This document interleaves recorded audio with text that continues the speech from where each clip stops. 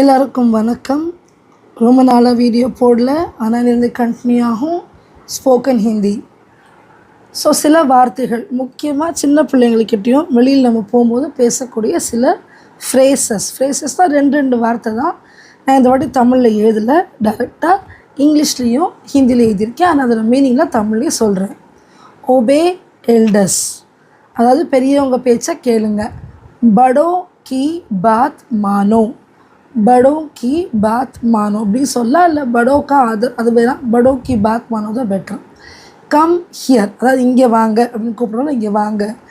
இதர் ஆஓ, இதர் ஆவோன்றது நம்மளோட சின்னவங்க, வயசு சின்னவங்களாக தான் இதர் ஆவோன்னு சொல்லலாம். பெரியவங்களாக இருந்தாலும் இதர் ஆயே, கொஞ்சம் மரியாதையாக சொல்கிறது. இதர், இது வந்து இதர்னு சொல்லக்கூடாது, இதர் அந்த தால் அழுத்த வரணும். இதர் ஆயே. கோ தேர், அங்கே போங்க, இல்லை அங்கே செல்லுங்கள் அப்படின்றது உதர் ஜாவோ. சின்ன பசங்களுக்கு சொல்லணும்னா, பெரியவங்களுக்கு சொல்லணும்னா உதர் ஜாயே. டோன்ட் ரன், ஓடக்கூடாது, ஓட வேண்டாம் அப்படின்னு சொல்லும்போது பாகோ மத்.